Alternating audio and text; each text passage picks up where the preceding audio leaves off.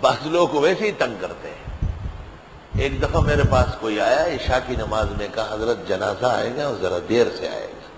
ٹھیک، اس وقت یہ چاروں طرف محلہ نہیں تھا، کچھ فاصلے پر گھر تھے پورا، یہاں بیت الخلاء نہیں بنے تھے، کیکروں کا جنگل تھا، اس کے اندر لوگ جا کے فارغ ہوتے تھے۔ تو عارف خان استاد مولانا لطف اللہ آئے، حضرت بنوری کی وفات پر پیشاب کی جگہ نہیں بنی تھی۔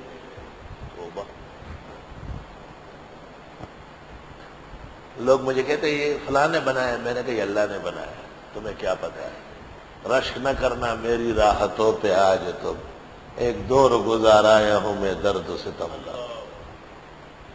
ایک مؤذن تھا، وہ آج کل ہمارے ایک مدرس کی مسجد میں بوڑھا باڑا ہو گیا، بالکل ختم ہو گیا۔ تو اس نے مجھے کہا میں تو نہیں ٹھہر سکتا ہوں جنازے کے لیے، پتہ نہیں کب لائیں گے۔ میں نے اندازہ لگایا پوری مسجد خالی ہے، محلہ دور ہے، چاروں طرف کیکر ہے، اور صرف میرا کمرہ ہے۔ میں نے کہا ٹھیک ہے جنازہ آ جائے گا، پڑھ لو۔ رات کو جنازہ آیا 2:30-3 بجے، لیکن جنازہ تو ہم یہاں پڑھتے ہیں نا، وہ ادھر رکھا ہوا تھا اس طرف، ان کا قبلہ علیحدہ ہے نا جنات کا، اور جنازہ اتنا بڑا تھا جیسے یہاں سے لے کر کے وہ دوسرے پلر کا، یہ وہ جنازہ۔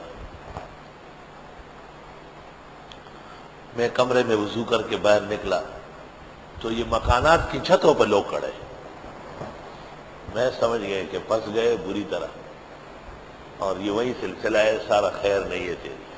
لیکن میں نے کہا اب تو جو ہے، میں نے کہا بھائی صفحے سیدھی کر لو، جلدی کرو، اور کھڑا ہو گیا اللہ اکبر اللہ اکبر، جلدی جلدی سب کمرے تو ہے منڈا کا سب پہیا رہا سلوڑ تکبیر ہو کر سلام میں ہو جا رہا ہے، کمرے پلے میں بڑھنے کی، کمرہ میں دندنا بند کا۔ اب کمرے کا دروازہ نہیں، دیواریں ہل رہی ہے، کمرہ نہ میں بول رہی کیسے کہیں۔ تھوڑی دیر میں وہ دروازے والی آواز وہ دیواروں سے نکل رہی ہے۔ میں نے کہا کچھ بھی ہو جب تک کمرہ گرا نہیں میں باہر نہیں جاؤں۔